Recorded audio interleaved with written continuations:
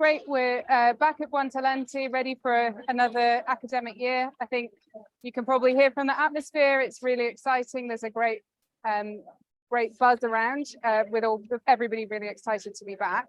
This is a big day for us. Back to school, season 3 of the Master Students, season 2 of the Africa Fellows, season 6 of our Policy Leader Fellows. It's exciting to see so many nationalities. We're like a transnational melting pot. Whole bunch of curious minds trying to learn stuff in a super interesting time of history.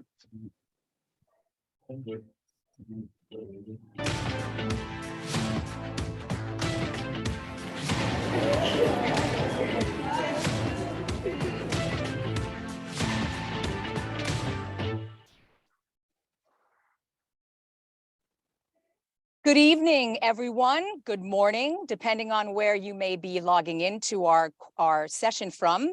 My name is Mindy Sabella, and I'm the marketing officer here at the School of Transnational Governance in Florence, Italy. This year, we mark our 4th virtual open day. We've been doing this now for about the past 3 years, and this is our first one for the current academic year. So if you have registered and have shown up this evening, we thank you so much for spending your time with us. This session, what we'd like to do is provide you with an overview of the program, introduce you to some of our faculty, the director of our school, get a little bit of information on the student experience, as well as learn a bit more about the application process if you're looking to attend in this coming 2023 fall semester next year, or if you're just looking at what you want to do in terms of graduate study in your future, we're happy to have you with us tonight. So format of the program is going to be an introduction to the faculty, so you can hear a little bit from the actual teachers and professors that you will be learning from throughout the course of your study here. Admissions representatives after that to take you through some of the procedures for admissions and getting your best application in the door by the proper deadlines. Student experience representatives talking a little bit about mobility and internship opportunities, as well as some alumni who are graduates of our first cohort who are working in Toronto, Canada, on the other side of the ocean. And they will be here to tell us a little bit about their experience here, as well as what their jobs entail today. And so with that, let's get started. I have the pleasure of introducing our most charismatic and dynamic director of school, Alexander Stubb. He's also the former Prime Minister of Finland, as well as their Minister of Foreign Affairs. And Dr. Alexander Stubb is joining us from London, England tonight. Over to you, Alex. Why don't you tell our audience a little bit about the program? Thanks, Mindy, and welcome to everyone online. Look a little bit at the participants. It's nice to see such a broad array of prospective students. Now, what you're looking at today is the School of Transnational Governance at the European University Institute in Florence. And to a certain extent, you're also looking at a public policy school, which is pretty much a startup in a really exciting phase. We're basically in our 6th year of running. We're right now with our 3rd master's cohort. You would be then in the 4th one. And this whole endeavor started back in, say, 2012, when the European Commission decided that it would be time to set up a School of Transnational Governance, and they were trying to find a place for it and landed with us in Florence. And the idea was, if I may use a comparison, to become a little bit of a Kennedy School of Government in Europe. And we really are a transnational or international melting pot. You're looking at a school which now has about 250 people in total, including students and fellows and professors and staff. The university itself has about 130 plus nationalities. So we come from all over the world. Now, our sort of aim and mission is very much global, but I have to say also that in many ways our heart and soul and our roots are European. And of course, we live in a world right now which is in a flux, which doesn't feel as orderly as it was during the Cold War or as unipolar as it was in the post-Cold War era. We live in a multipolar world where we're trying to think about various rules and norms and standards of how to run the world. The School of Transnational Governance basically has three pillars, three big programs. One of them is our master's program, to which you're hopefully applying. The second one is our fellowship program, where we have Africa fellows and other global fellows. And then thirdly, we do executive training as well. I mean, why do I mention this to you? I mention it because if you come join us, study and work with us, you'll know that you're basically going to be not only interacting with your professors and fellow students, but with a whole bunch of different types of policy leaders from all around the world. You also will have done your research and looked at, okay, what's this transnational governance kind of a thing?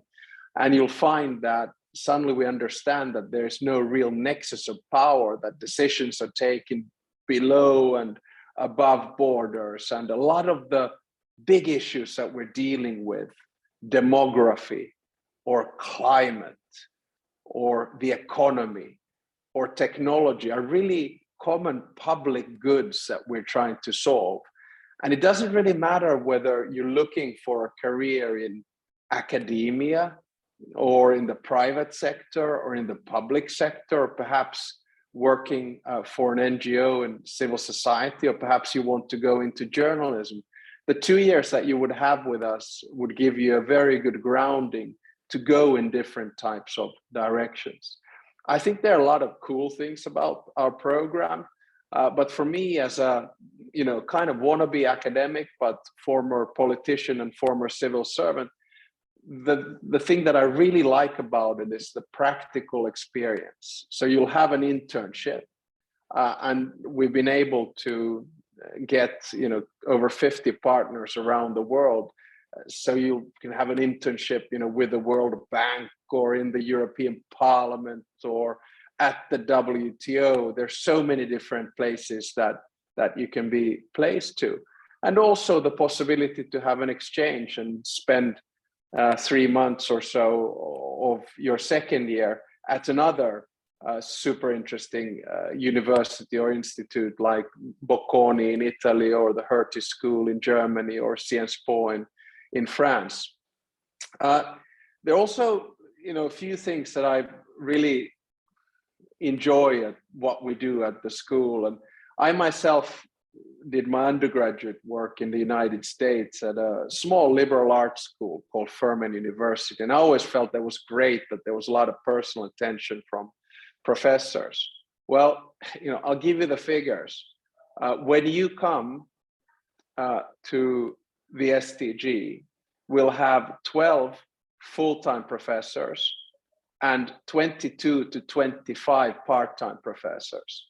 And if you think that we at the moment have about 40 students per cohort, so that's 80 students at any given time, you'll see that the ratio to professor to student is pretty cool. The classes are small, they are very hands-on, and they're very intimate as well, in a good kind of a sense. And the nice thing is that, a lot of the professors that we have, they have either a really impressive academic scholarly career, you'll hear from a few of them today, or then they come from the world of practice, like Jose Manuel Barroso, who is the former president of the European Commission. So you get a really interesting mix of people that can give you both academic and perhaps theoretical frameworks, but also the experience of practice, what it feels like to be in the room where it happens. There are two other bonuses, and I'll finish off with this about being with us. One is that we have moved down about a year and a half ago to downtown Florence, close to Piazza San Marco, to I think one of the most remarkable academic institutions and buildings that I've ever worked in. It's called Palazzo Buontalenti. And just to give you a rundown, Palazzo Buontalenti was originally a Medici palace. And after that, it has been, among other things, the finance ministry of Italy when Florence was the capital. And then for over 100 years, the prosecutor's court, if you will. And we're in the process of renovating everything. And that when you come in, we'll have close to 5,000 square meters renovated, including a spectacular auditorium, which used to be a courthouse, and including wonderful fresco rooms, which you might have seen as the lecture halls on our homepage. So, you'll be in a really historic, and I as a Finn must say that, when in the 1700s, the Medicis were building the palace, Finns were still living in the forest kind of. So, it feels kind of spectacular to be there.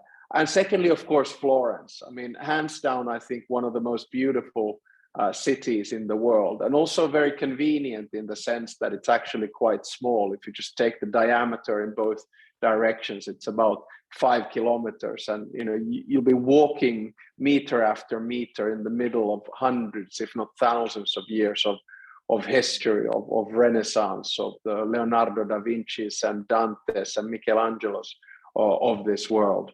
So it's one of those places, a melting pot where people really want to be and gravitate towards. And that's why an added bonus to not only getting a wonderful degree and a good intellectual and practical experience is that you'll be in surroundings which will, I think, feed both your mind and your soul.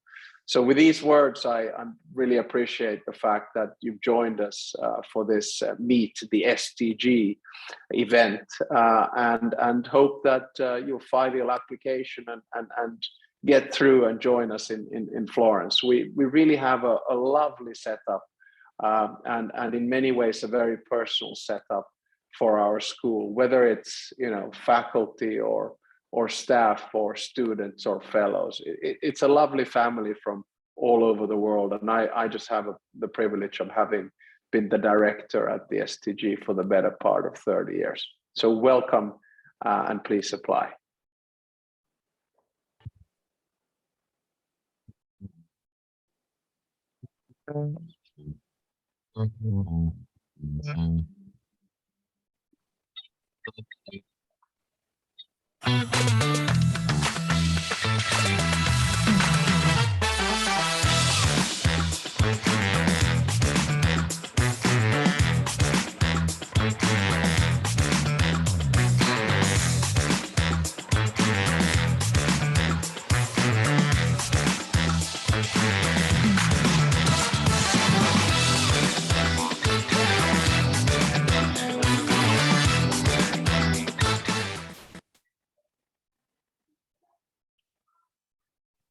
Well, back to the program agenda at hand. Thank you, Alex. Always a pleasure to get your insights. He's always traveling all over the world, so we managed to plug him in on his iPad from wherever he may be, but as busy as he is, you will have access. His door is always open, as he likes to tell us all. So that's really a special thing about the university. Getting back now to the agenda at hand, and speaking of prior faculty and prior professionals in public policy, we wanted to start the set today with the best way to learn about the program, to hear it from the faculty and the professors that will be teaching the courses. And so today, in this next set, we've brought together the program director Emily's, members of the faculty and professors in public policy, so that they can tell you a little bit about the program content, how, the courses of study, some of the courses, what the content is, what you'll be studying, a little bit about, advisors and curricular internships, and any questions that you might have while we're going through this segment. Be sure to put them into the Q&A box in the program screen, and we will be curating the questions while the faculty panel is going on. At the end of the panel, We'll select some, curate some, and try to respond to as many as we can with the time that we have here. Whatever we don't get to, we will be curating them and sending them out after the program. So just be sure, any questions while we're speaking, you can put them in the Q&A box and we'll address as many as we can. With that, let's bring up the faculty, and here we are. Welcome. Thanks, guys, for joining us today from various parts of Florence and the United Kingdom. I'm going to just introduce Emma, and maybe you can sort of take the lead, talk a little bit about the program as the director of the program, a little bit about course content, and then perhaps Diane, you can speak a little bit about transnational governance, and Claudio, maybe a little bit about the public policy realm so that the students can get a flavor of some of the courses that they may take. And with that, Emma, I'll turn it over to you to say a few words. Thanks, Mindy. Good evening or good morning, everybody, depending where you are. First of all, I'd like to apologise on behalf of your faculty. We're all ill, so you might find us all coughing. So sorry if we end up sounding a little bit hoarse throughout our session. What I thought would be quite helpful for everybody to see or to hear about today from me is firstly the kind of structure of the program. What are the sorts of things that you would be looking at? And then to start the conversation about what is our program about? What is at the heart of the program? And then Diane and Claudio will extend that a little bit by thinking about what is the relationship between transnational governance and other kinds of governance. And then Claudio will give you some insights into the sort of relationship between what we do and perhaps a more traditional public policy kind of approach.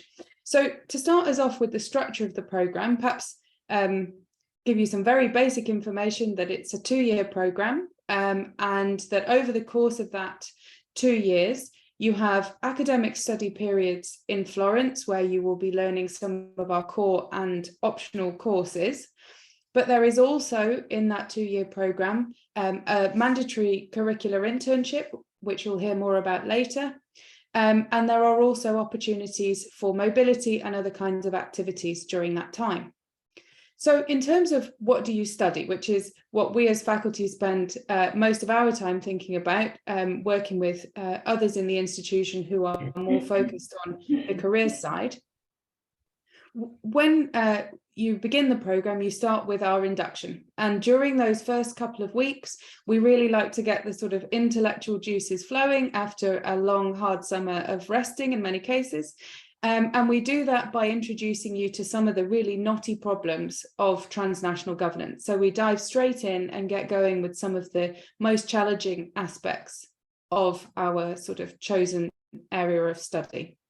Then for the rest of the first year, which is split into semester 1 before Christmas and semester 2 before Easter, you study a number of compulsory long courses. Those long courses cover things like the history of transnational governance, the politics and institutions of transnational governance, law, policy, and processes as well. And those courses are taught with your whole cohort, but even there, even in those compulsory courses, we have a very close working relationship with students, small classes, and very interactive. So that's what happens in the first year. And then in the spring and summer of your first year, you will be going on a curricular internship.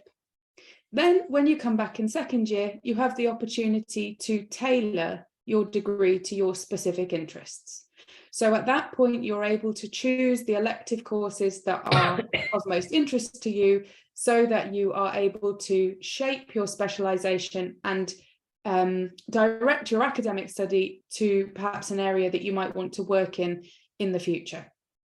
In the second year, we have a wide range of specializations and elective courses to choose from, including citizenship and rights focus courses, regulation focus courses, and they cover a wide range of topics, including migration, digital governance, and climate, for example. So these are some of the things that are in our program, but perhaps you also want to know, well, what's different or interesting about that than about some other degrees? And as I said, Diane and Claudio will go into this in more detail. And some of this you've already heard from Alex, but I wanted to emphasize from my perspective, from working at the STG, there are three main things that make this programme stand out and make it really a wonderful place to work and study. The first is precisely, as we've said, the close working relationship between faculty and students. It's really wonderful to be able to work in these small groups and to sort of develop intellectual ideas together. And it becomes very much a two-way process in exchanging those kind of ideas. The second aspect that I think is special is the practical side of what we do. Yes, we have an academic content to our degree, but we also have a practical focus as well. We have skills training that is directed straight towards your future career. We have academic courses with people who are working at the coalface in some of these areas of transnational governance. And that mix between the sort of heavily theoretical academic, the practically focused academic, and then practical skills creates a really nice balance in the way that the programme is structured. And then the final part that I want to emphasize is the way that we teach. So the traditional stand up for 2 hours, read out a textbook lecture, we don't love it, and we don't teach like that. We like to teach in a much more interactive, engaging way. And some of the faculty here with you today use these really innovative methods in their teaching. So yeah, to repeat, the things that are special about the degree: the closeness to faculty, the practical academic balance, and also the innovative teaching methods that we use.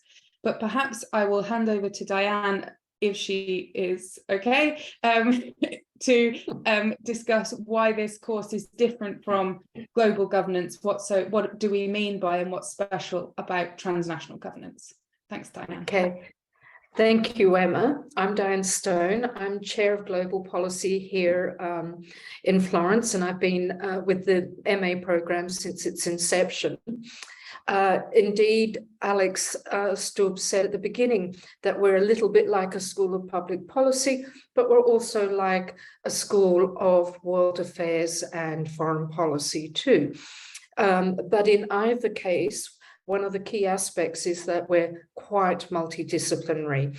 So you're likely to encounter economists, people from the international relations discipline, sociologists, historians. So you get the wide range of social scientists who address this phenomenon of transnational governance. And because we are multidisciplinary, you also get very different definitions of what transnational governance is. And transnational governance is a relatively new term. Okay, the more usual phrase is global governance, and I'll come to that in just a moment. But transnational governance is a concept that can be infused by multiple disciplines. But one of the things that is important about transnational governance is that it stresses the different scales of governance being interconnected from the city level, the local level, through regional forms of governance, the national, the international, and the global. So transnational encompasses all those different levels of governance which interconnect in multiple and quite interesting ways, which makes transnational governance quite complex, quite fragmented. There are many different kinds of institutions and actors involved. And when I say institutions and actors, in transnational governance, many of those actors are not government and not international organization. Instead, you see the involvement of philanthropic foundations, many non-governmental organizations that have become involved in development assistance, as well as different kinds of private individuals, opinion leaders and policy entrepreneurs that you often see on the world stage. Think perhaps people like Nobel Prize winners who've been rewarded for their kind of contributions to science and knowledge, but also other affairs in the world, in the realm of peacemaking as well. And then the private sector is hugely important when it comes to transnational governance as well. So businesses are very important in delivering many of the public goods that Alex Stubb referred to earlier. And of course, we must not forget civil society. There are many different kinds of civil society organizations, ranging from the organized end, non-governmental organizations, the foundations I've mentioned already, interest groups and professional associations, and then moving towards more looser forms of associations, like social movements, but also faith groups as well, that can become involved in various kinds of policy and issues and policy concerns that cross borders. Now, why do we like the phrase transnational governance? Because it's a little bit different. But the key thing I think here is that even though we see a major role for private and civil society actors, the word transnational contains the word national in it. And with that, we are not saying that the nation state is irrelevant. Instead, we're saying that the nation state remains a key and probably the most important actor in transnational governance. But it's an actor that has to reinvent itself, continuously adapt to globalization and the various kinds of global issues and problems that emerge, and also interact with and very often partner with the private sector and civil society in order to meet global challenges and work together towards the potential solution, or at least amelioration.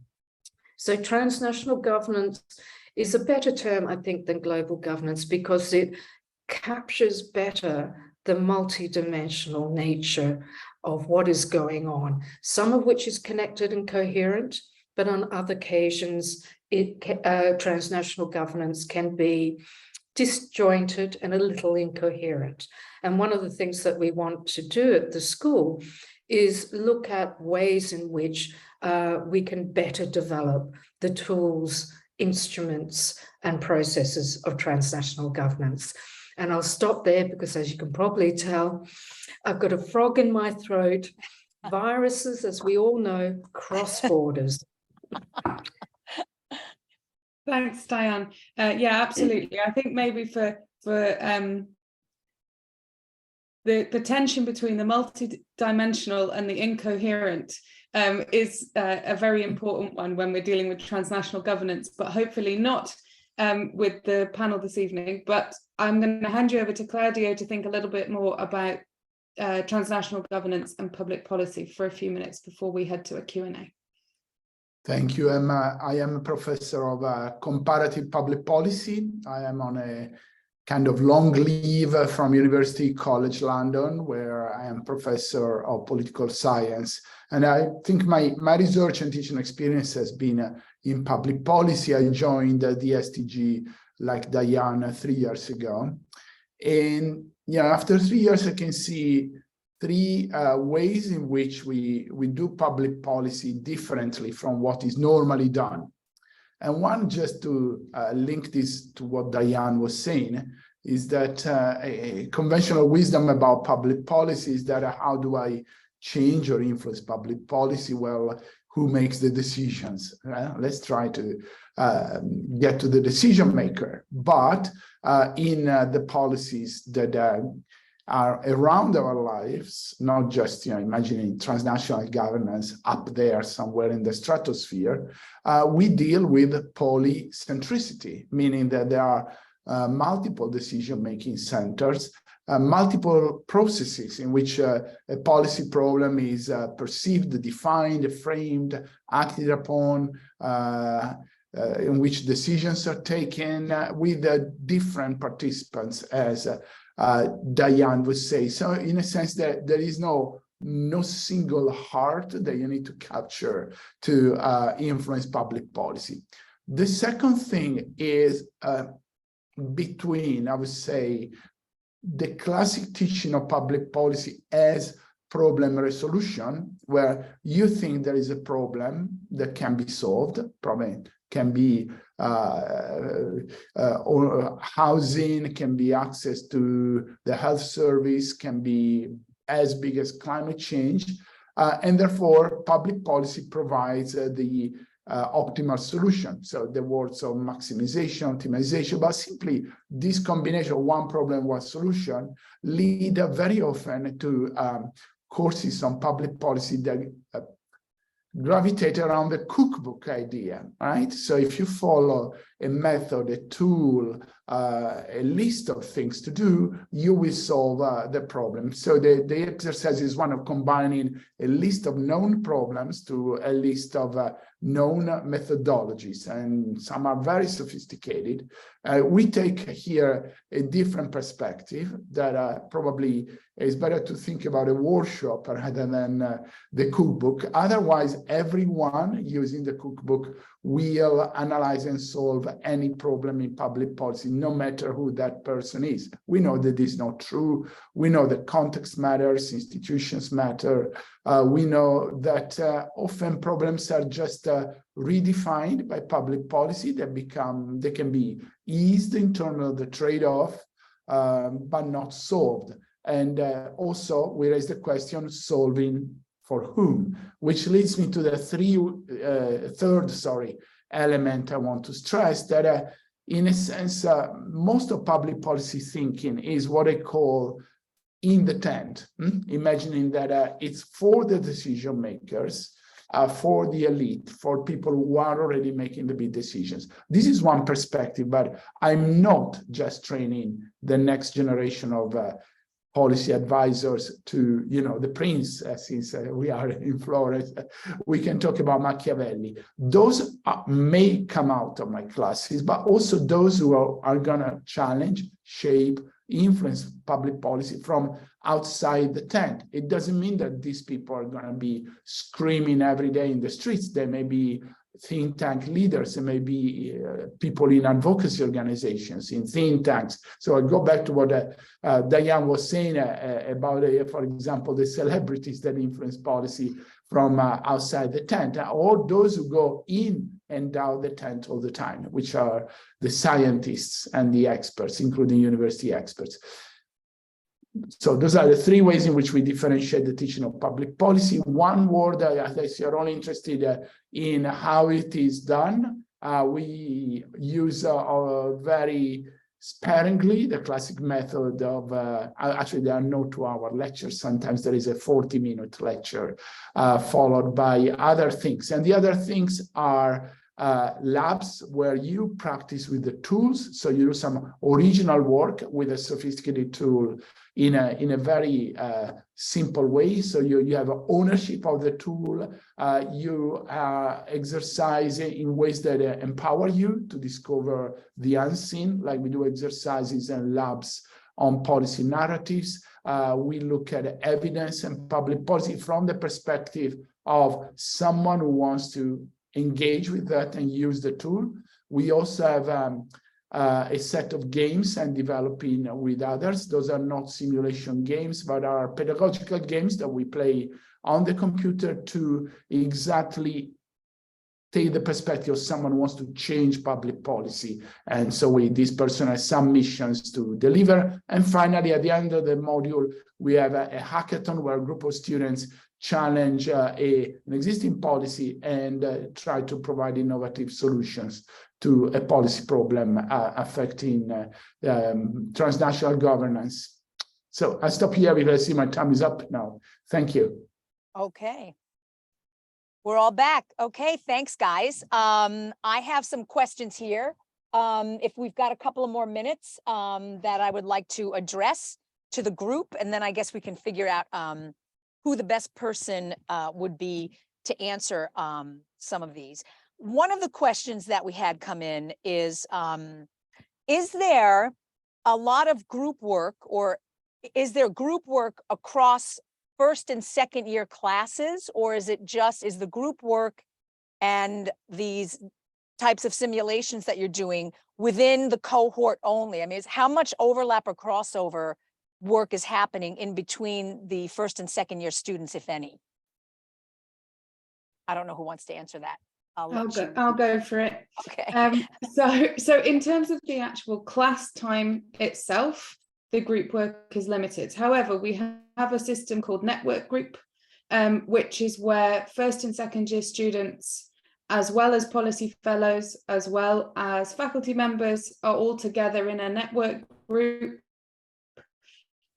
to discuss topics of mutual interest, to work together, perhaps talking about their individual research that they're doing. So although we don't cross over in terms of class time between the different year groups, we lots of informal ways where the different cohorts. Okay.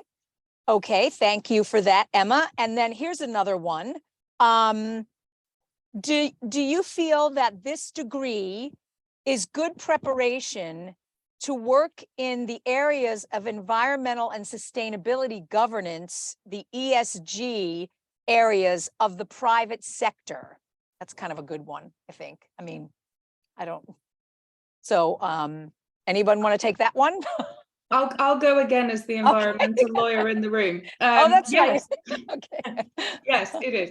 In first year, we cover environmental law and also business and human rights aspects.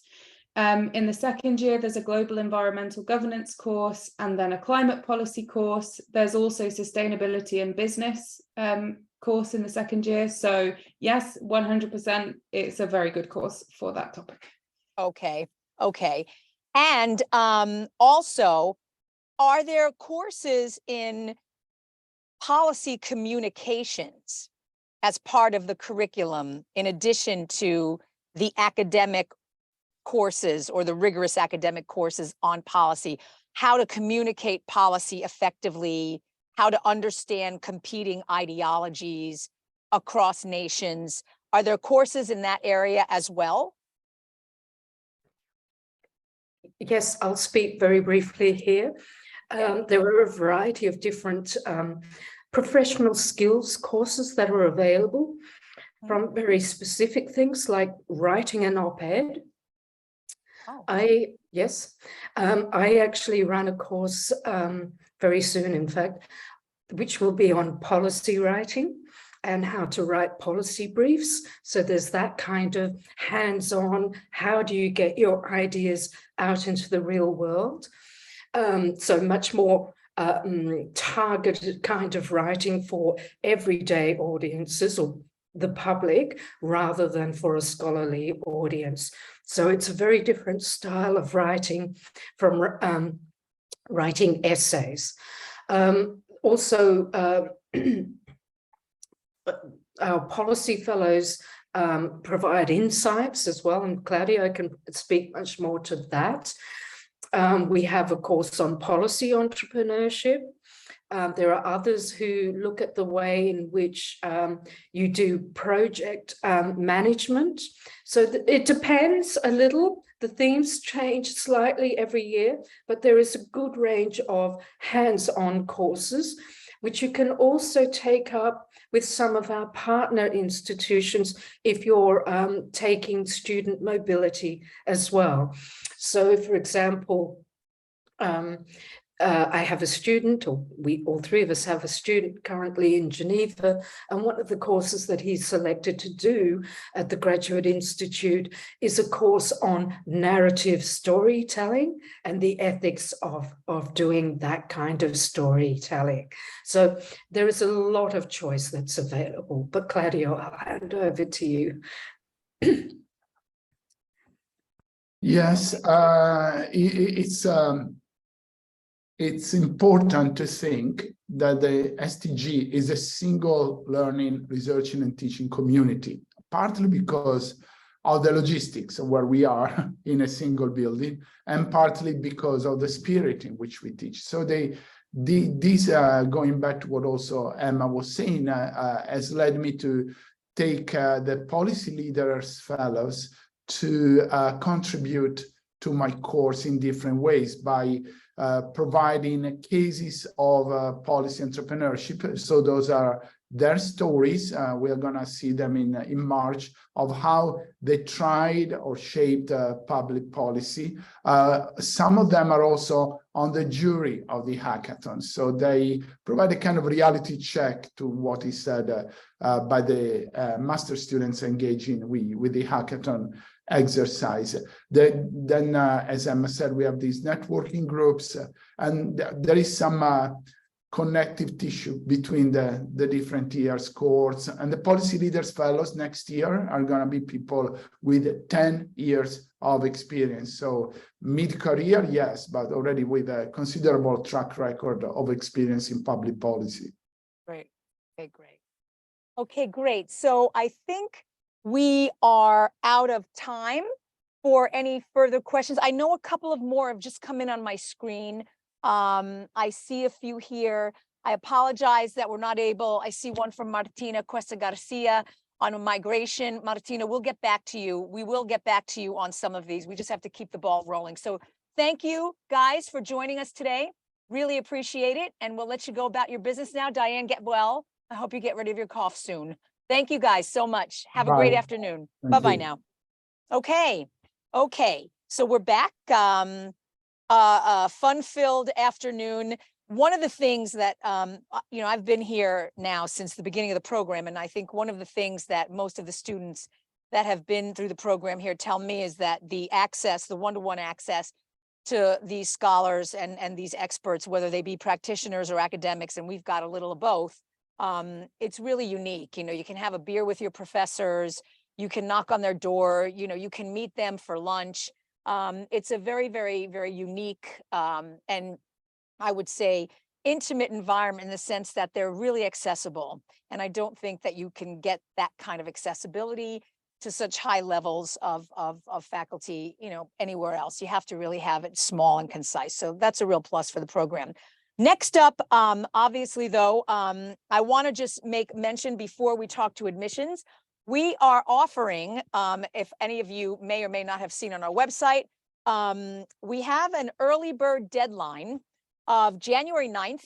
You can fast track your application if you're in no need of any financial assistance whatsoever. Applications can be submitted in full by the 9th of January, and we can let you know if you've got a seat in the program by the end of the month, ahead of everyone else and the regular deadline, which is late February. So Adrian can talk maybe a little bit more about those details, but right now we are going to bring our admissions officer in so that he can tell you everything you wanted to know about the admissions process, but didn't know where and when to ask the questions. And he's usually one of the most popular segments on the program today. So with that, I'm going to bring on Dr. Adrian Pop to talk a little bit about our admissions process, what's involved, dates, deadlines. Any questions, once again, please put them in the Q&A box. And if we don't get to them right after the session, we will be following up with a dossier, and we'll have also the video. We'll have backup. We're going to be getting to everybody's questions. If we don't get to them live now, we'll get to them in a follow-up memo. So Adrian, with that, I am going to turn the handlebars over to you. Take it away. Thank you, Mindy. Hello, everybody. As you have mentioned, I am in charge with admissions for our master program in Transnational Governance. And I will share my screen and start the presentation. So, as has already been mentioned, we are running a master program with a duration of 22 months and a starting date on 1st of September 2023. We are dealing with two application deadlines. The regular procedure ends on the 28th of February 2023, whereas the fast track selection will end on the 9th of February, as was previously mentioned, but I will get back to that very soon. Very quickly, I will just have to mention the fact that we are tuition fee based program, and the tuition fee is 14,000 euros per academic year, but there are also several options for financial support, and I will mention them briefly. But before that, let me take you through the entry requirements and the selection criteria. So in terms of prerequisites, we are talking about a bachelor's degree or equivalent, which is needed in order to access our master program. At the same time, given the fact that the program is delivered entirely in English, we ask our students to provide an English language certificate. Of course, this requirement is waived in case of English native speakers, or if our candidates have already pursued their bachelor degree in English and have handed in a final paper written in English as well. In terms of selection criteria, I already saw one of the questions in the Q&A section asking about which element of the application weighs more. Well, none of them. They are equally important. And here we are talking about the previous academic performance, which amounts to the final grade point average for those who have already finished their bachelor degree, or the great tendency, which can be easily indicated by the transcript of records. At the same time, we are looking into the non-academic background of our candidates, which can be any extracurricular activities that the candidates have been engaged with during their previous studies. At the same time, any leadership skills or language, the number of languages spoken, or their intellectual curiosity, which may be reflected in different articles that they may have written so far, or policy briefs, or conferences they have attended. And in the end, of course, the overall compatibility level and the potential for success within this learning environment that we are that we have here at the STG, and the program itself, in the sense of are you suitable for our master program or not? In terms of the file everybody has to submit via the online application form, we are talking about a CV, an updated CV. The format itself does not matter. Many candidates have submitted the Europass format, but at the same time we accept any other format that is deemed more I don't know, suitable for their needs. A copy of the transcript of records, either the final one, assuming that the bachelor degree has already been obtained, or the provisional one. A statement of purpose in which our candidates must identify the reasons why they would like to pursue their studies with us. However, ideally, it should not exceed 600 words. And then, of course, a copy of their ID, 2 reference letters, which have to be written by 2 academics. Many questions, we have received many questions about the possibility of having one of the reference letters written by a previous employee. it's not acceptable, given that we are talking about a study program. We would like to know the opinion of 2 former professors rather than employees. And of course, a video presentation. Again, in terms of technical requirements, they can come in whatever format.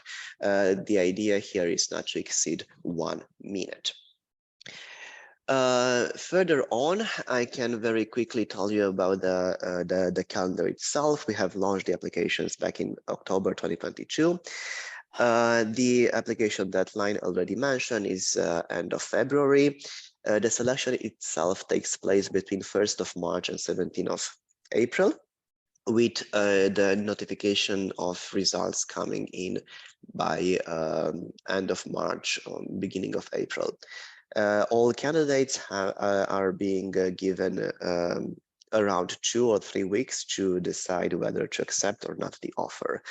And then for people who are offered a standard fee place, the deadline for paying the tuition fee deposit is 30th of April, with the balance due by 30th of June.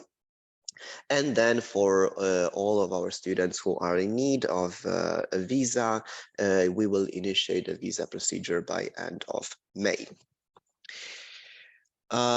We already told you about the fast track possibility. This is usually addressed to people who are willing to basically take care of all the expenses by themselves, and this gives you, if you will manage to submit your file by the deadline, you also, and assuming that you get selected, you will also benefit from a 10% discount on the overall tuition fee. Since you have already asked about the funding opportunities, I can very quickly tell you a little bit about this. It is very important to mention the fact that very soon we are going to publish a revised document containing the policy on the allocation of funds, the STG, where you will have more details about each type of financial support that is being offered. But very quickly, we are talking about scholarships, which follow 2 paths. One is merit-based, where the previous academic performance is the main indicator for qualification for the scholarship. And then there is also the financial need-based scholarship, where students must provide additional documents attesting the household income for the previous calendar year. And they have to sit within a certain financial brackets in order to qualify for financial support. We also have the possibility of a full fee waiver, which covers candidates from the EUY contracting states, 24 of them. If there are any other possibilities for fee waivers, they are going to be advertised soon on our website. The EMIF scholarship, which is mentioned here on the slide, is concerned with those candidates who have an interest in the topic of disinformation and specifically online. And the idea here is to basically make or prove their engagement with the topic during their previous studies, and also to accept the condition of writing a final master thesis or working on a final capstone project on this particular topic. I think that this is pretty much what I can tell you about in terms of admission and the procedure, but I am here to answer any questions that may come in. Thank you very much. I have some questions for you coming from the feed. Would you like me to ask them of you? I know you're going to stay here, so I can ask them of you. Of course. Okay, I'm going to start. Let's see. Okay, I'm going to start with, could you explain, this is one that has come in, can you explain what makes a good personal video statement? Sure. I mean, what are you looking? I mean, I could probably expand on that, but I mean, that's how the question came in. So I'm just going to let you answer it as it came in. Of course. So firstly, it has to be short. As I said, it should not exceed more than 1 minute, because as you can imagine, our selection committee has to go through many applications. And if we are talking about 1 minute only, we still talk about hundreds of minutes of footage. So that's one thing. Second, the candidates can choose to either restate things that have been already said in the statement of purpose, or they can choose to talk about something else that is relevant for their application. They can talk about their current interest, they can talk about their final paper for their bachelor degree, they can talk about conferences they have been attending lately. Basically, it is a way for us to get a sense of who they are, and also it is equally important to have an understanding of their level of English. Okay. And the way they present themselves, and what the way, let's say, they sell themselves for the purpose of being admitted to our master program. Okay. I have another one here because I know we're going to have limited time. One audience member asks, I wanted to know if I need to get my transcript of records translated into English, since I would be coming from a French university. Thanks in advance. No. Okay. No, because as was previously mentioned, the EUI has 23 official languages. And French is one of the official languages. So if the documentation is in any language other than one of the 23, that's the only case when they have to be translated into English. Otherwise, they can be in Spanish, they can be in Romanian, they can be in Italian, and there is absolutely no problem. Okay. Okay.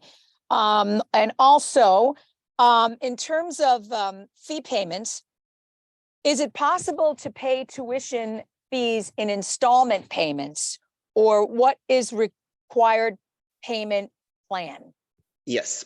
So upon admission, whoever is required to pay, there is the first payment of 3,000 euros for which is due more or less 1 month, within 1 month upon notification, with the remaining amount of 11,000 euros due by the end of June. When it comes to the second year tuition fee, there is the possibility of a payment in 4 installments. The second. Okay. The second. Okay, but not the first. Not the first. Okay. Okay, great. So just to be clear, the first one in full and the second one can be in installments. Yes, but what I was saying, there is still a division between the tuition fee deposit, which is 3,000, and the remaining 11,000, or in case of a 50% fee waiver, the remaining amount of 4,000 should be paid by the end of June. Okay, and let me go to tuition, since we're going to the close here.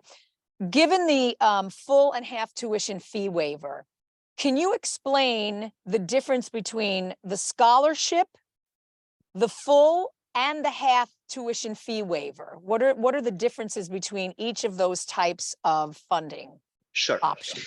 Yeah. So I will start with the full fee waiver. The full fee waiver, as I said, covers candidates from the EUI contracting states.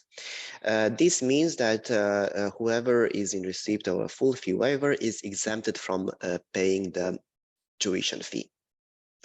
I have not mentioned this during the presentation, but the 50% fee waiver is open to candidates who have applied for financial support but did not qualify for the requirements, or they have not fulfilled the conditions in order to qualify for this type of financial support, but still are good enough, and then the selection committee can decide on offering a 50% fee waiver.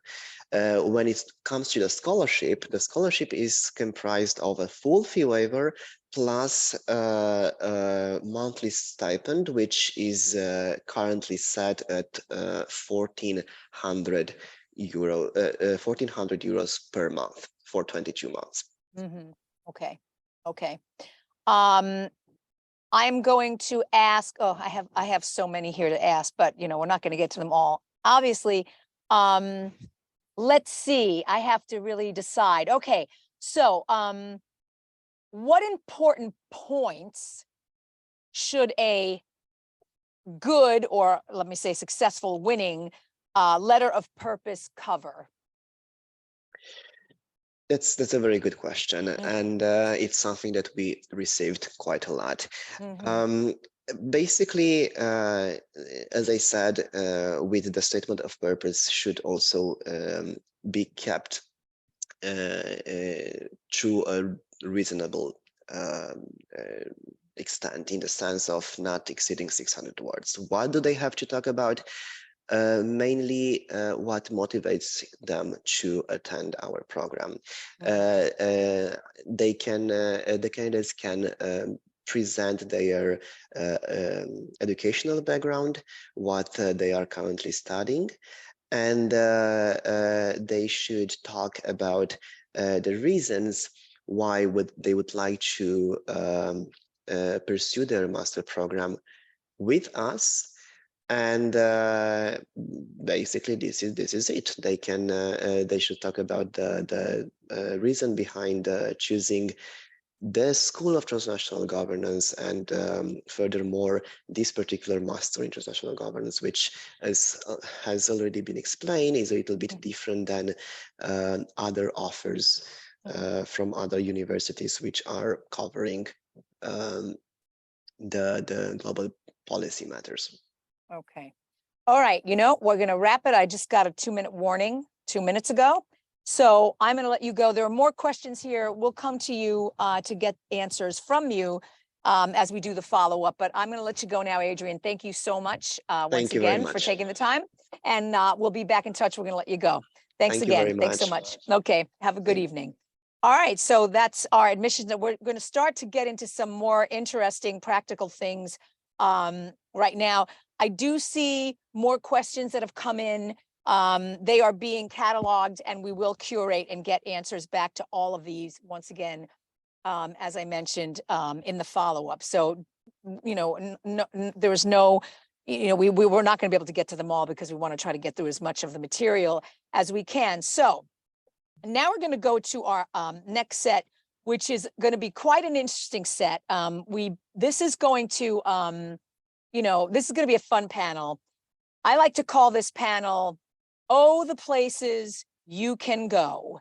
And the reason I like to call it that is because the global student experience is a very important part of the curriculum design here at the STG. And because we're small and we can really, curate and configure student experiences individually, we have a really interesting study abroad mobility program and some really interesting work that we do on finding internships for people. And we have today Maria Elvira Prieto, who is going to first talk a little bit about the mobility program in general, and give you an overview of what it is and who our partners, some of our partners are. And then she's going to bring on a few surprises of some current mobility students that are working on some research projects in the climate area here on campus, as well as one such gentleman who is over in Addis Ababa doing some amazing things. So Maria Elvira, I am now going to pass the ball to you. You're all yours. Thank you, Mindy. Thank you for this introduction. And that's actually what I'm going to do. I'm going to explain you about the mobility program within our master program. So I'm going to, first of all, share my screen. And okay. So now you can see. I will explain you very briefly the mobility program, because probably if you are interested in going abroad, you will have a lot of questions. But at least you know that we have this program that is quite successful, and you know that it's possible. If you come and study with us, we also offer this possibility. So the first thing that is important to say is that our mobility program is not moving. Wait.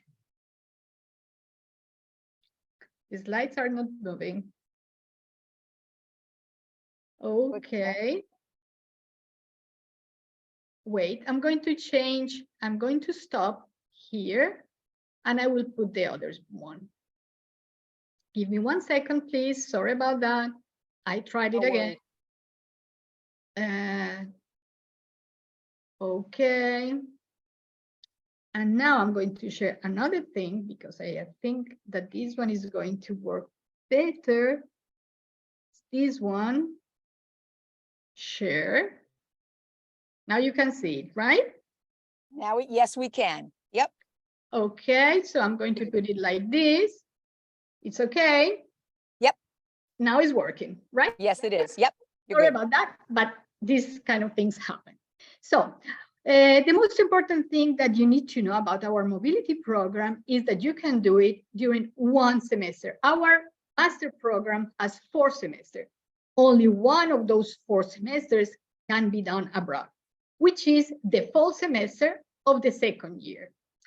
You can go in one of our partner institutions that are more or less worldwide. I will show you in a bit a list of institutions.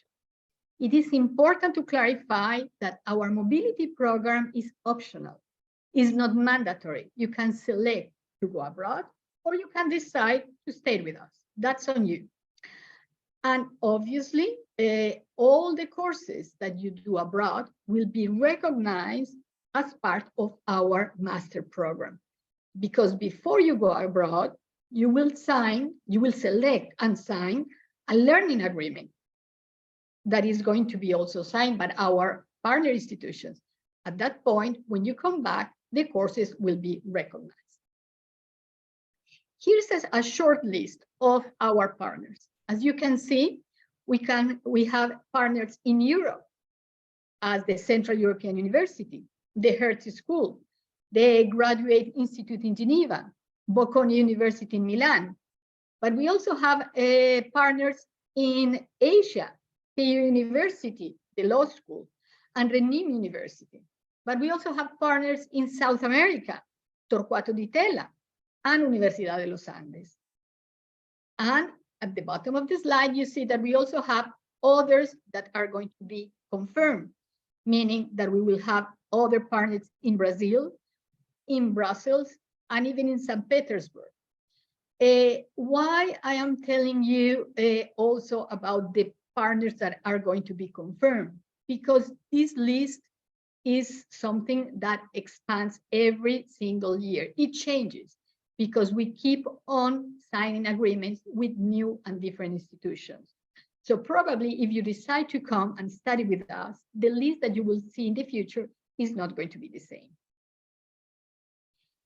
Another important thing about our mobility program is that the UI, we are a participant of the Erasmus Mundus Mobility and Erasmus Plus Mobility Program, which means that if funds are available, and this will be confirmed in May, June 2023, there will be some grants for students doing mobility. However, please be aware that the grants are not for all the students that do mobility.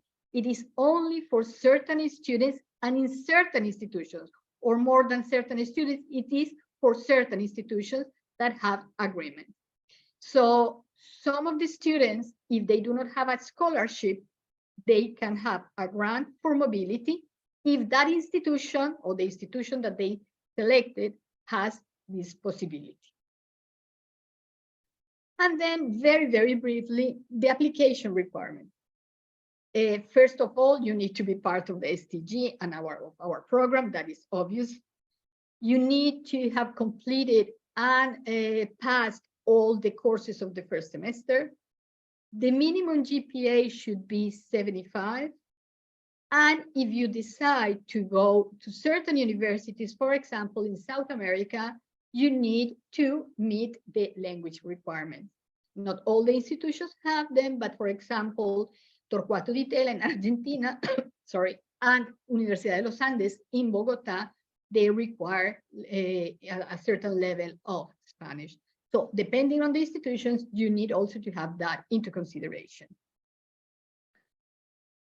So this was the basic about our mobility program. I'm going at this point to bring in the surprise that Mindy mentioned before, which is quite interesting because we have with us today 3 students who had with us or who are currently having with us different experience, and each one of them is quite interesting.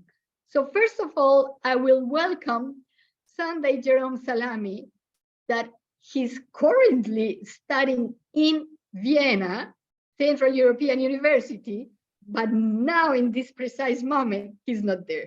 He will explain us in a bit where he is. And the reason why I am bringing him in is because, first of all, I would like to know why you select Vienna. If when you decided to study at the STG, you already knew that you wanted to study abroad, and if you wanted to go to Vienna. And the third question is going to be, is the experience of studying abroad giving you a different view about your specialization in the future or your master thesis? So a lot of questions from the Jerome, but the floor is yours. Thank you very much, Maria Elvira. I hope you can hear me.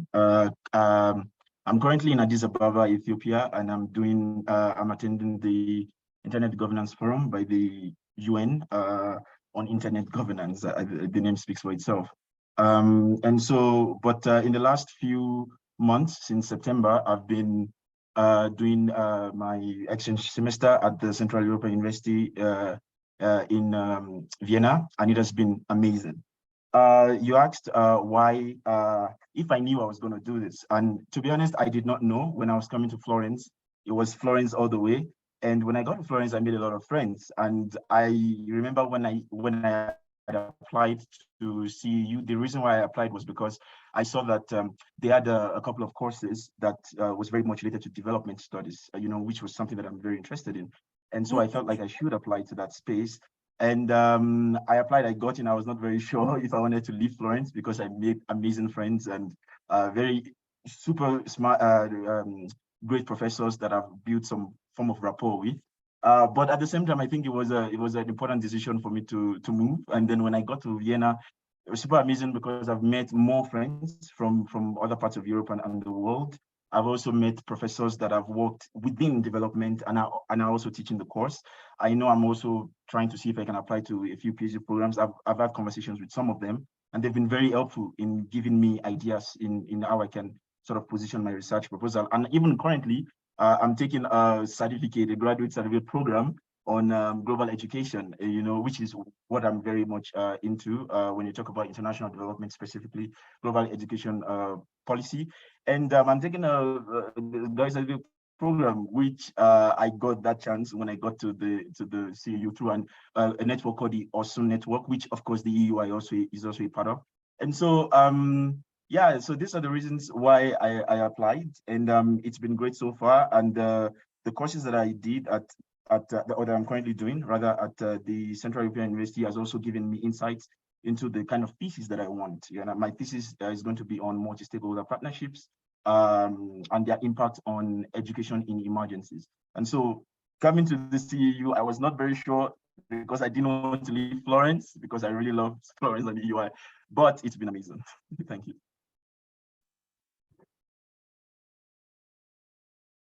Thank you very much, Sundar, for your insight. Also because I realized that I forgot to mention something during the presentation, which is the following. In order to apply to the mobility program, I said that the minimum GPA required is 75%. But it's important to mention that if, for example, two students are applying for the same institution, the student that has the higher GPA is the one who gets the position. So it's a competitive selection, let's say. So that is important. You need to have good votes or good grades during your first semester at the STG. Excellent.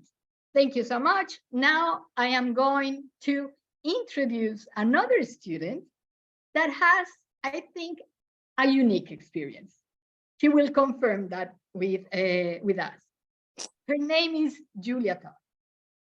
Welcome, Julia.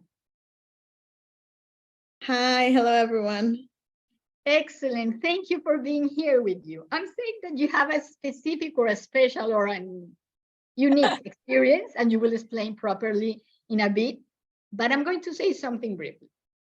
You were a student, as an exchange student last year.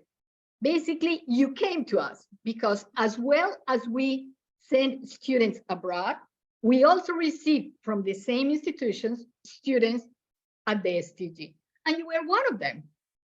And after that, you went back to your university, you finalized your degree, and then you are back with us. But in another situation, you are now currently working with us. So there are a lot of questions out there for you. First, why you selected the STG? What was important or interesting about our master program? And how did you end in working with us? So those three questions. Thank you so much. The floor is yours. I will try to answer all of them. If I don't, you'll just have to ask me again. But yeah, so as you said, I was an incoming exchange student, and funny enough, my alma mater is the one where Jerome is studying now. So I graduated from the Central European University from Vienna last year. And while I did my studies there, I did an exchange at the EUI. So as I said, I was an incoming student, and I decided to come to the EUI because the master program was so practitioner based, and I was really intrigued about having all of these incredibly interesting professors and to learn from them, but specifically the climate specialization, which I was not able to do back in my home university in Vienna. So that was the main motivation for me to come, and it honestly was better than anything that I expected. And in the end, it turned out so great that I got an internship now at a traineeship at the STG, and I'm currently a trainee with the climate team, which I'm enjoying very much. I'm learning even more. I'm building on the knowledge which I already got, but from a different perspective. So that's how I am back.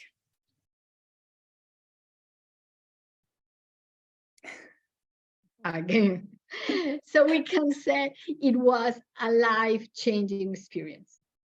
Definitely. definitely. And it just showcases the power of the mobility program, that really it's going both ways, because at the beginning, I didn't even know about the SDG Masters program. And now that I got this chance, I know a lot more about the direction that I want to bring my career in. And I actually got, I got to start it here.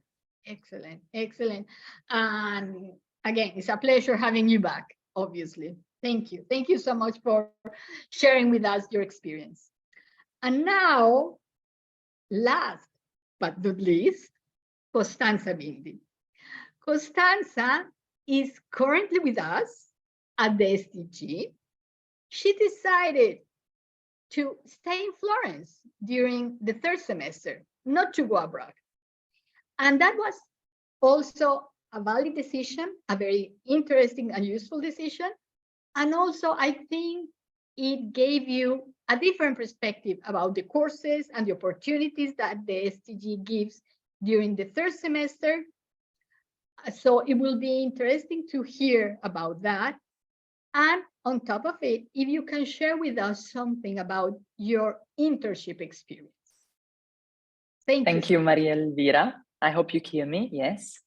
Hello, everyone. So yes, I decided actually to stay in Florence, and it was a decision that I actually made since the beginning. So one of the main reasons why I chose the School of Transnational Governance was the fact that during the second year, there was a specialization track. And so when it came like the possibility of like doing an exchange semester abroad, I decided not to do it because I wanted really to fully live this experience. Because already last year, I really enjoyed the SDG, the people that I met, the professors. So I really didn't want to miss this opportunity even this year. And I wanted to enjoy all the courses that the specialization track offers. And indeed, that's what I did actually. And at the moment, I'm like doing the specialization track in migration, as well as 2 elective courses, one in environmental governance and the other one in challenges and opportunities of human rights. And actually, I'm very, very happy about my choice. And I would make this choice again, probably, because I think that is enriching me a lot. It's very insightful. The opportunities are incredibly huge, and even the professors are great. And having the possibility to meet the professors every day, to have contact with them, to speak with them and discuss like the topics that you're studying, I think is a great positive aspect. And even in terms of my supervisor, of course, I'm starting to write my thesis and I have my supervisor here. So whenever I want, I can contact him and meet him in person. And this is another thing that made me decide to stay here, actually. And as for the internship, I had a great experience, and thanks to my internship, I chose the human rights course actually, because my internship was in Geneva, the Global Survivors Fund, that was related about human rights and sexual violence in conflict areas. And so it was a hard time, of course, because the topic is not easy at all, but at the same time, it gave me great knowledge about the topic. I really found myself being more mature and changed in some way. So it was a great experience from a personal and professional point of view. Excellent, excellent. Great, Constanza. Thank you so much for sharing your experience with us, because I think all you, because Sunday, Jerome, Julia, and you all had a very different experience, but all of them are really valuable and really enriching from different perspectives. So thank you for being here with us and sharing with us your experience. Thank you. Before we go, I have a couple of questions before we move on to the next set. So let's just hit with some questions while we have all of you here. And thank you once again. You know how many times I've thanked you in the last 5 days for participating and giving us a hand with our efforts here. Some of the questions that I have here that have come in, and many of, I mean, it's probably maybe some of them are more technical as opposed to, but here's a couple of questions.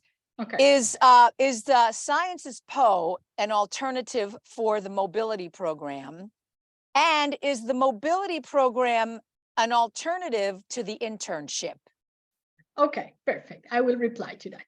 Okay. So first of all, Sciences PO is not currently part of our partners for mobility within the master program. Science FA is partner of the EUI for other purposes, and it's also part of a partnership for executive education. So it's a different program. And the mobility program is not related to the internship. The internship is mandatory. All the students need to do and complete an internship between the first and the second year, minimum 250 hours of work for a traineeship. That is mandatory. It's even called curricular internship. Once they finalize the curricular internship, they can decide if they want to go on mobility or if they want to be in Florence for their third semester. Okay. And also, so basically, if someone's selected for an international mobility program, they spend one semester abroad, and then they can spend, do they have to do their internship in the summer, or can they do an internship also in the third semester? No, the internship is always in the summer, always. And they need to go to the partner institution, more or less end of August, beginning of September, depending on the partner institution, to start the third semester. Okay. And also, I mean, one last thing, in terms of if you're going to do a program in another country and you leave Florence, does your tuition cover your expenses in the foreign country, your lodging? How does that work? Or is it all inclusive, or is there assistance with that, or how does that work? Okay. All the students that go abroad to an institution that is part of our mobility program are exempt to pay a tuition fee in the partner institution, because they are paying the tuition fee in our institution. So they do not pay in the other institution. That is covered. But living expenses, transportation, accommodation, and all that is on the student. Okay. Visa and whatever, traveling, all that is on the student. The fee, no, there is no fee. Okay. So it's the tuition is included in, the tuition covers everything in terms of the academics, but the travel and lodging is the responsibility of the transferee. Okay, great. All right. So I am going to let you guys go because we have some very special guests that are in the wings waiting, and I want to talk a little bit about some internships in some more details first. So I'm going to let you guys go. Thank you very much, especially all of you folks that I know you have a class to go to, and I know you're on the other side of the planet. So thank you so much for being here, guys. Really appreciate it. Have a great rest of your day. Thank you. Bye-bye. Bye. Bye-bye. Thanks, Maria Vera. Thank you. Thanks. Okay, so before we go into the closing ceremonies, if you will, I just want to say a few things about internships. We do have a career and internships officer at the School of Transnational Governance here at the EUI. Her name is Chiara Battistelli. She is a lovely, lovely person. And unfortunately, she wasn't able to participate in the program today because she had some personal business outside of Florence. But what I will tell you is that when you're here, you do get assistance with finding your internship. And we, you have to complete it. It's 120, I'm sorry, it's 10 ECTS credits. You have to do, it's 250 hours in between your first and second year, as Maria Vera said. If you have organizations of interest to you that you feel would be relevant to do your internship with, you can bring that into the faculty and the program directors here, and that can be worked out. In fact, the next group of people we're going to talk to did just that. And so you have assistance, you can bring your own ideas, but Chiara is 100% available to all the students. She counsels you on career development, how to write a resume, how to, build your profile. And all of that is there for you. Some of the hosting institutions that we do offer internships with, and I know that we're working with right now, we have them on the screen here. I know we've had interns at the European Parliament. We've had several go to the World Trade Organization and actually get contracts extended from the internship. So they stayed on at the WTO into their third semester and came back to finish their degree after they did the internship, and then they had extension. And because it was the World Trade Organization, you know, some of these organizations like the World Bank, if there's an opportunity to continue on and there's a way to work out your academic schedule so that you can continue working at an organization such as that to build your resume and to possibly get a job offer afterwards, there's a lot of flexibility there as well to do that. So you see European Parliament, United Nations Conference on Trade and Development, the World Bank, World Trade Organization. On the next group of hosting institutions that we have here to show you, some of these are in Latin America, Mercosur Parliament in Montevideo in Uruguay. There's also the Consumer Unity and Trust Society think tank in India that's on board with us now. We recently went down to Kampala in Uganda as an institution with our African Leader Fellows, and we were building relationships with the Uganda Council on Foreign Relations.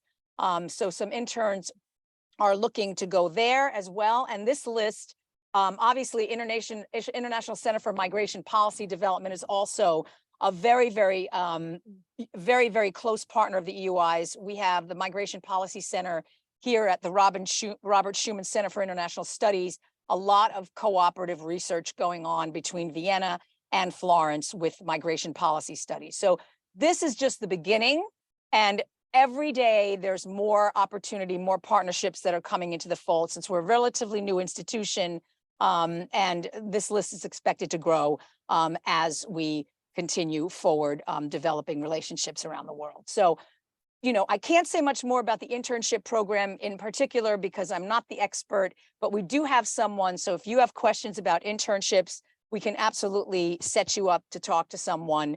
While, you know, if you've got questions, you can email Adrian or you can email us and we can actually set her up to speak with you.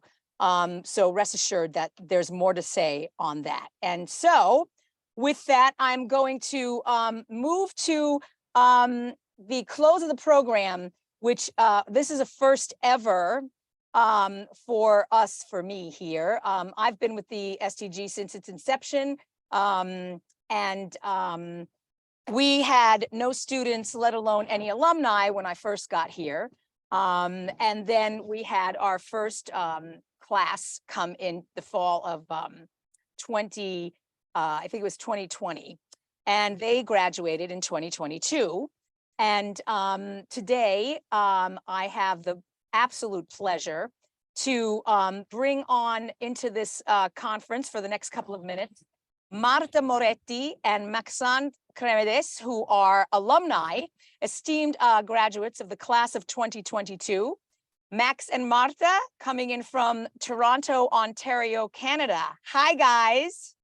Can you hear me? I'm sure you can hear me across the ocean, right? Absolutely. You just have to go on mute. Listen, thank you so much for coming, and we'll have to continue this conversation in offsides in a more personal manner. Once again, we get very attached to our students. We're a small community, and Maxan and Marta have been, you know, absolutely fantastic as students, as ambassadors of the program. They're just absolutely wonderful people. And so they have agreed to talk to us today, coming in from a 6-hour time difference, as they are both working, gainfully employed in Toronto, Ontario, Canada. And I guess what I'd like to do with the two of you is perhaps let you talk a little bit about your experience here at the school and the interesting thing about your internship with TerraCycle, where you are now. I think it was an odd thing that you kind of built that on your own, and you guys went overseas and you did that in Thailand. Maybe you could just share a little bit about, you know, how you got there, you know, your studies here, how you came to the internship, what you did there, and then what it is that you're doing now out in the real world since you graduated last year. It would be really great to just tell us a little bit about your experiences. All yours. I'm gonna let Martha start on this one because I've heard my voice over YouTube videos too much. So go Martha. Yeah, so we're very happy to be here, and also feel free to send us any questions or to contact us even after on like all social media. Like you can reach out to Mindy. We're always happy to answer your questions. But yeah, so basically we had our internship in spring 2021, and we were super lucky to actually get the support from the SDG. So I managed, for example, to do an internship with the Human Rights Council in Geneva, and after with the Policy Center for the New South in Rabat, Morocco. But unfortunately, because it was still really COVID era, everything was online, and I wasn't really like I was working, of course, but the distance was really hard. Like I really wanted to get like an in-person experience. So that's when actually Max contacted the director of this foundation, which is called TerraCycle Thai Foundation. They are basically on a mission to reduce ocean waste. So they are collecting trash and like waste that basically pollutes the major rivers in Bangkok. And that's when we got actually to go there physically in August 2021. And this internship was super interesting because again, was luckily the only one actually that we could do it in person. And we got in close touch with the executive director of the foundation. And that, of course, was actually sort of a bridging opportunity leading to our job, because we actually work for the same company, which is TerraCycle, which also has this foundation. So I got asked a lot of questions when I had my job interview. I was asked a lot of questions for my internship because they were, of course, very interested in like knowing a little bit more on that. And I don't know if you have something to add. You pretty much summed it all up, and yeah, it was really something we wanted to push in for the physical mode of an internship, and we got very lucky. And it was I think I was very thankful also for the time span of the EUI giving us, and the liberty of, they give you the space you need as a student, but also as a professional to explore beyond the curriculum of the university. So I thought that was really, a privileged thing, because in my past universities, I wouldn't be helped or, just told to, reach out, push, go further than the limits that we impose you in the list of places you can intern in. And what are you doing there now? What is your role there, Max? I mean, what are you doing for the company now in your current role? So I'm in strategic relationships, so working with governments, foundations, and any NGOs, and try and find a contribution for the company in the reuse and circular economy space. So that can be with the World Economic Forum, that can be with the Canadian government, that can be, at the moment, we're working with the EU and ADEME in France, the Ministry of the Ecological Transition, to try and implement reuse legislation in Europe, and seeing, how us as a company can be an implementator of these policies. Okay. Yeah, whereas, because maybe I wasn't clear enough. So basically the company we're working for is called TerraCycle. And on a very high level description, basically the mission is to eliminate the idea of waste and really create circular systems to get out of this linear economy. I work actually in the retail team, which is more like, let's say, corporate oriented than actually everything that I've done before.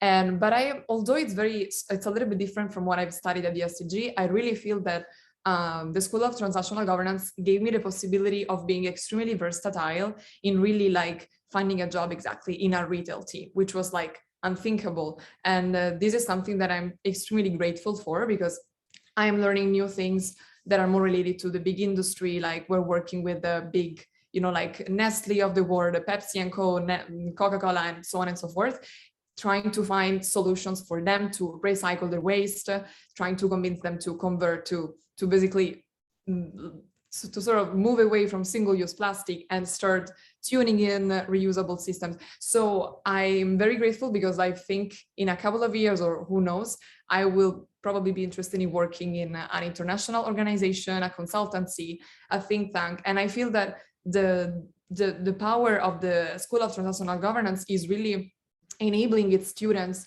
to have this flexible approach, this versatile approach. So there is no fixed box, you know, you can really take it and adapt it to wherever path you may want to take in your career. This is for me the most valuable sort of takeaway. Besides the people, everyone is there to support you. And I really miss, honestly, this like environment of welcoming, you know, because work is a little bit, of course, it's different, but it's really an experience that I would recommend 100%.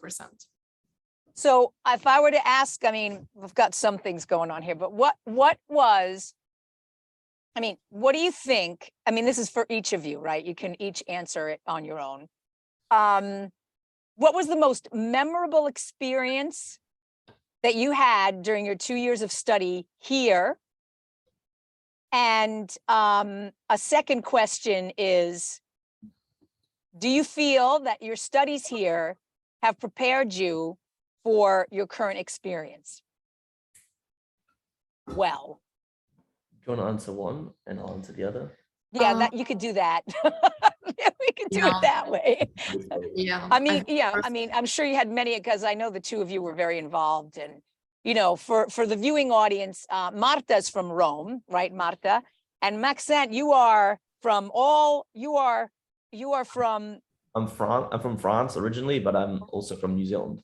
Right. So yes, you bring a totally different perspective, right? So, but one memorable experience, it could be personal, it could be professional, anything that, you know, sums up, I'm glad I spent my time there because this was great. Yeah, it's a super hard question, precisely because, again, I really enjoyed every moment of it. And I'm not saying this because, you know, it's not fake, like it really is like that. But like, I would answer maybe with two things. I mean, first, I really loved all the exercises and like in class, sort of play roles that we have. Like I remember during this crisis seminar with Professor Papa Costantino, he basically had us replicate an entire like historic moment, which was basically during the Eurozone crisis in 2008, where he was actually present with people from the IMF, European Commission, and like exercises like this. I think, you know, it was like just a terrific experience too. It was such an incredible thing to do, and we also replicated this in the climate classes with like UN mock exercises. So I really love this play, you know, like personality plays that, and I really feel as well like what we got from the personal experiences of our professors.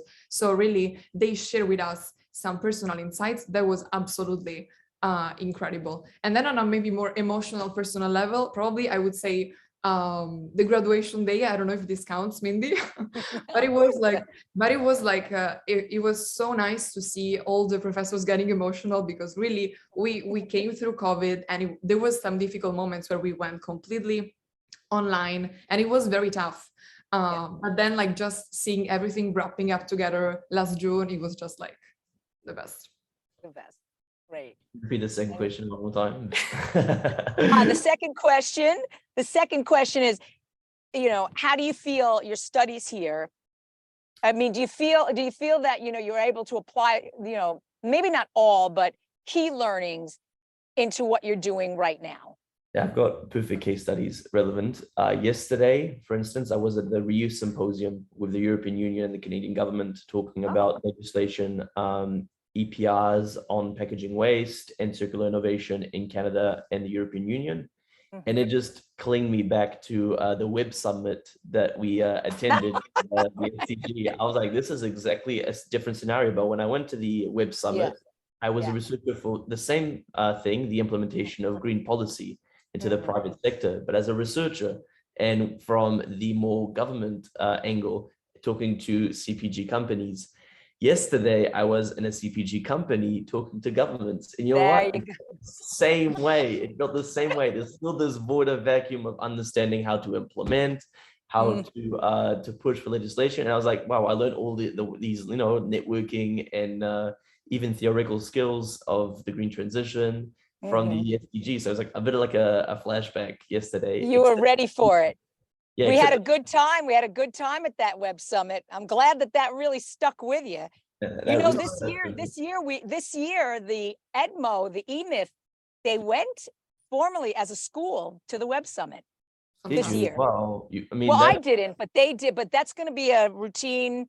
Thanks to us I mean, it should. pioneering the way, we It are should. going to have, the school is going to be involved in that, you know, in many different ways going forward. If any of you watching, Web Summit is a huge technology, government design type of show in Lisbon, Portugal.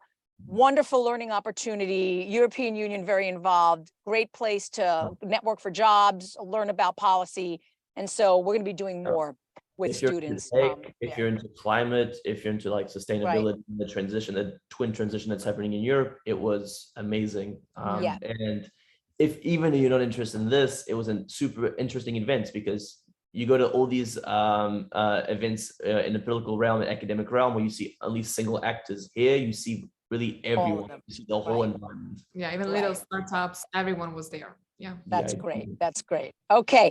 All right. Listen, I'm getting the thumbs up from the window, and I told you I wasn't going to keep you until what is it, 12:45, right? So it's just about time. I'm going to let you guys drop. I'm going to be back in touch with another setup to talk about some other things very soon. Okay. So I'm going to wish you a wonderful rest of your day, and thank you both so much for coming. We missed you terribly.